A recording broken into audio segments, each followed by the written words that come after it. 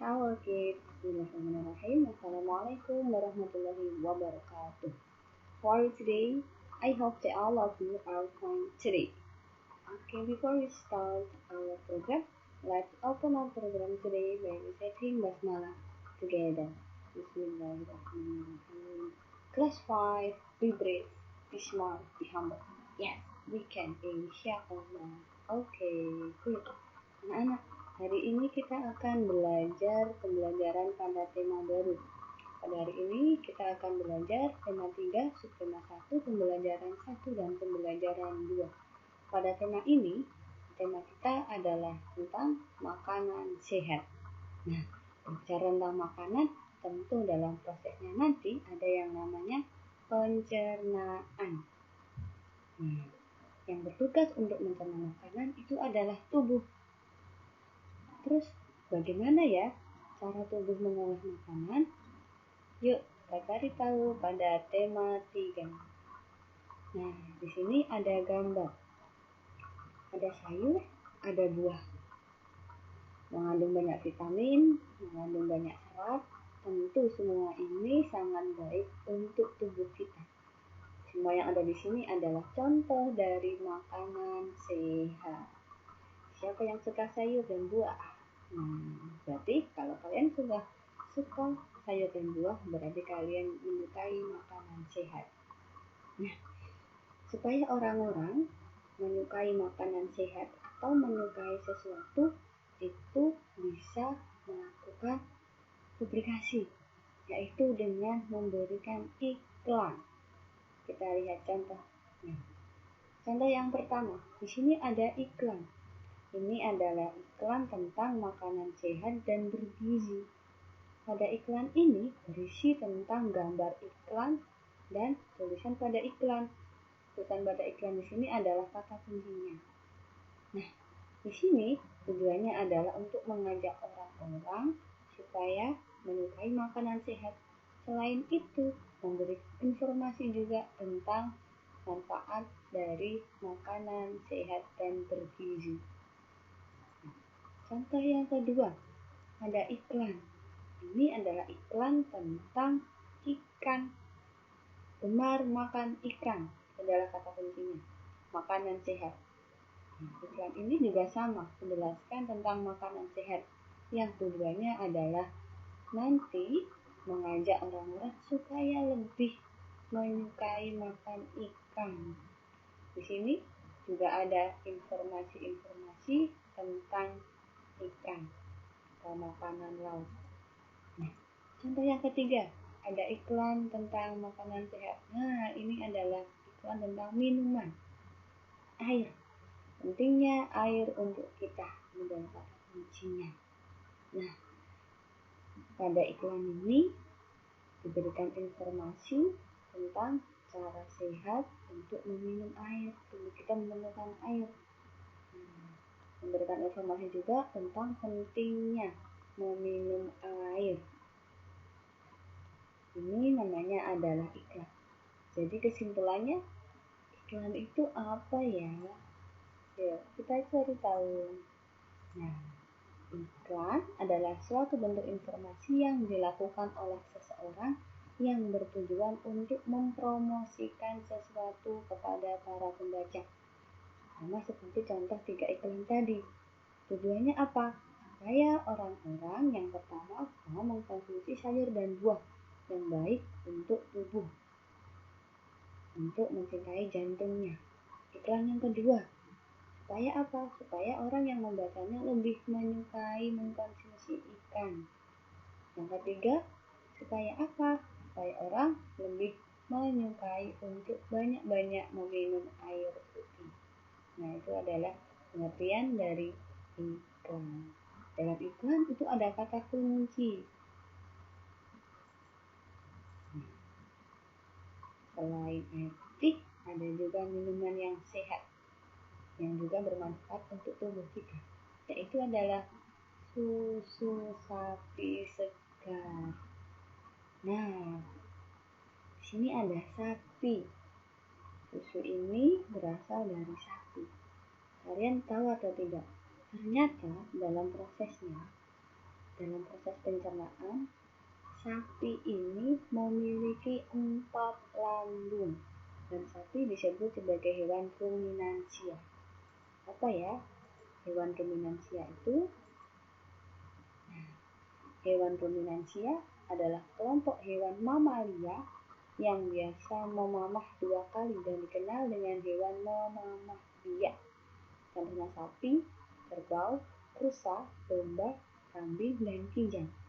Sistem pencernaan hewan ruminansia lebih kompleks dibandingkan pencernaan hewan lainnya.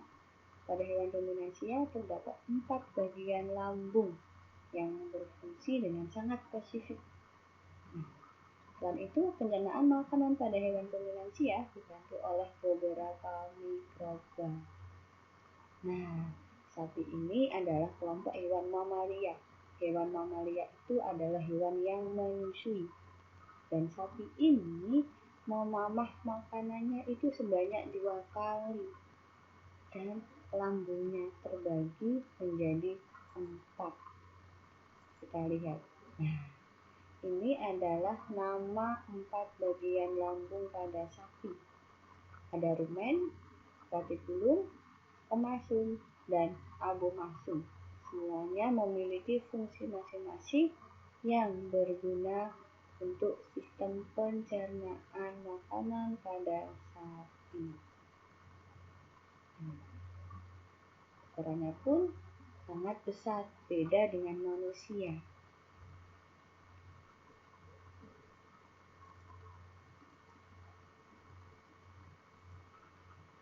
Nah, terus kalau sapi itu memiliki 4 lambung dan dikatakan sapi itu mengunyah makanannya 2 kali, bagaimana ya prosesnya? Nah, supaya kita lebih paham, kita lihat, kita dengarkan penjelasan pada video ini.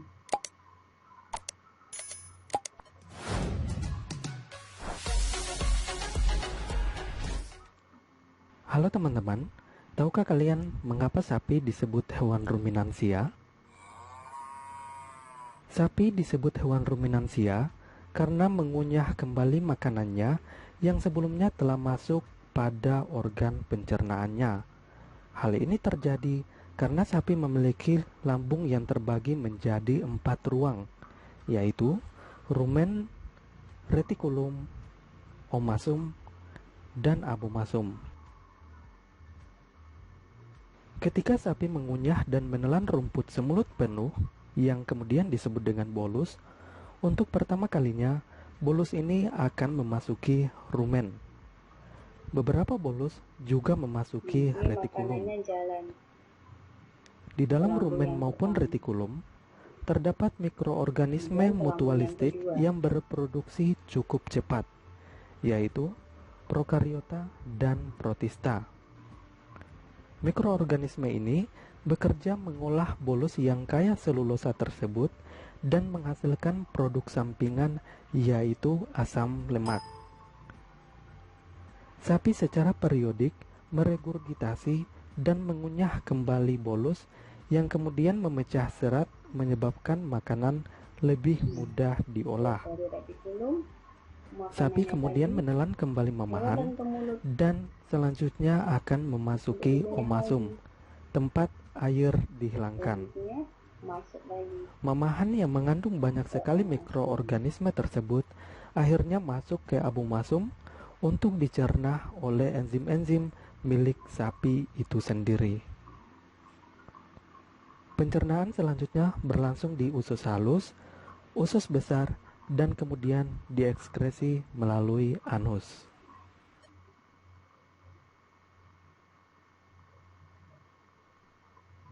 Nah, itu tadi adalah proses pencernaan pada sapi. Jadi yang pertama, rumput dikunyah pada mulut, kemudian masuk ke lambung yang pertama pada rumen. Setelah dari rumen, kemudian berjalan masuk ke retikulum. Setelah dari retikulum, makanan tadi keluar lagi ke mulut, dikunyah lagi untuk yang kedua kalinya. Setelah itu masuk lagi ke dalam lambung yang ketiga, yaitu omasum.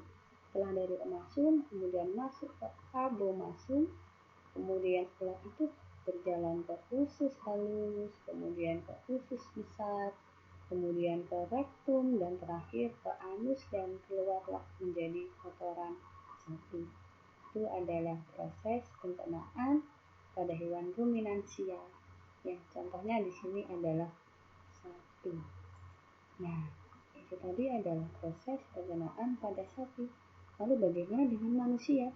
Apakah manusia juga memiliki 4 lambung? No. Jadi manusia hanya memiliki 1 lambung. Nah, kalau proses pencernaan pada manusia, yang pertama terjadi di mulut.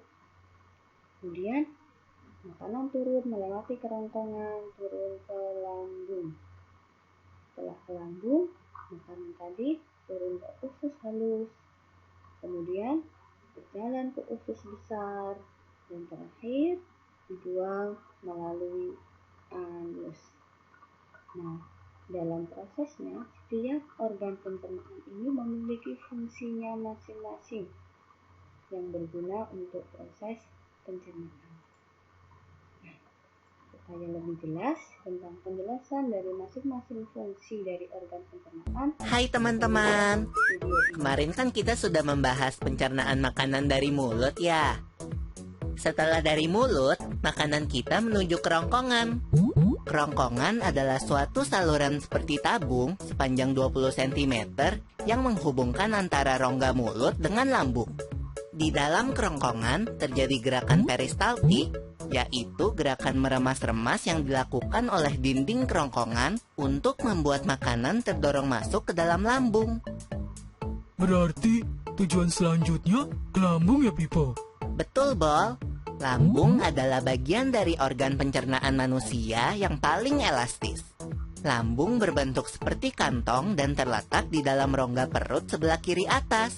Di dalam lambung, makanan mengalami pencernaan secara mekanis dan kimiawi. Pencernaan mekanis dilakukan oleh dinding atau otot lambung yang meremas dan mengaduk makanan. Pencernaan kimiawi dilakukan oleh getah lambung yang dihasilkan oleh kelenjar getah lambung.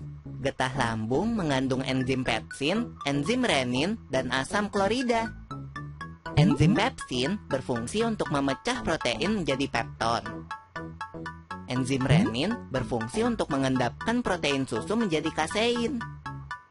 Asam klorida atau HCl berfungsi untuk mengasamkan makanan dan membunuh kuman yang masuk bersama makanan. Nah, habis ini makanan kita pergi ke toilet ya? Hihihi. Ah, kamu ini belum, Bol. Selanjutnya, makanan dicerna di usus halus dulu. Usus halus merupakan usus terpanjang dalam saluran pencernaan karena panjangnya mencapai 6 hingga 7 meter. Di dalam usus halus terdapat cairan khusus yang membantu penyempurnaan pencernaan makanan. Oh iya, usus halus terdiri dari 3 bagian, yaitu usus 12 jari, usus kosong, dan usus penyerapan. Apa aja ya fungsinya? Usus 12 jari atau disebut juga duodenum memiliki panjang kira-kira 25 cm. Usus 12 jari mencerna makanan dengan bantuan getah pankreas dan getah empedu. Getah pankreas dihasilkan oleh kelenjar pankreas. Getah pankreas mengandung enzim-enzim berikut. Enzim amilase berfungsi mengubah zat tepung atau amilum menjadi zat gula atau glukosa. Enzim tripsin berfungsi mengubah pepton menjadi asam amino. Enzim lipase berfungsi mengubah lemak menjadi asam lemak dan gliserol. Kalau getah empedu dihasilkan oleh hati dan disimpan dalam kantong empedu. Getah empedu berfungsi untuk mencerna lemak.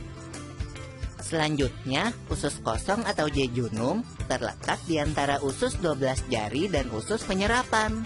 Usus kosong memiliki panjang sekitar 2,5 meter dan berfungsi untuk mencerna makanan dari usus 12 jari.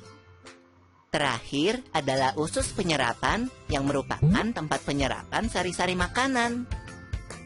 Di seluruh permukaan dindingnya terdapat ujung-ujung pembuluh darah yang menyerap sari-sari makanan. Kemudian, sari makanan diedarkan melalui aliran darah ke seluruh bagian tubuh.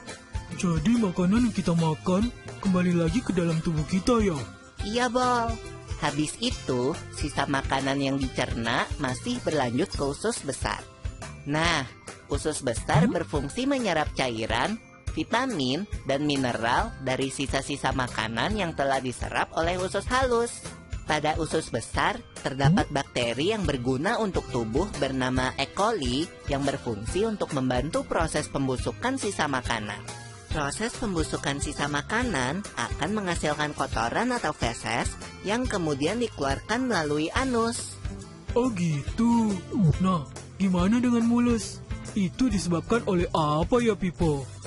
Organ terakhir yang bernama rektum adalah ujung muara dari usus besar yang berfungsi sebagai tempat penyimpanan feses sementara. Ketika rektum terisi penuh dengan feses, maka saraf akan mengirimkan respon kotak yang menimbulkan rasa ingin buang air besar. Anus adalah lubang di bagian bawah pantat yang berfungsi sebagai tempat keluarnya feses dari tubuh. Jadi begitu ya?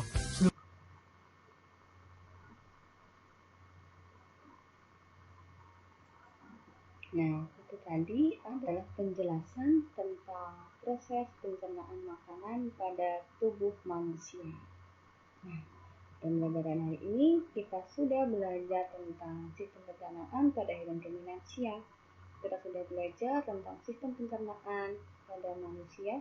Kita juga sudah belajar tentang iklan. Terima kasih. Semoga ilmu yang kalian dapat hari ini bermanfaat. Tetap semangat belajar di rumah. Pertemuan hari ini bismillah akhiri. Assalamualaikum warahmatullahi wabarakatuh. Bye bye, semangat belajar di rumah.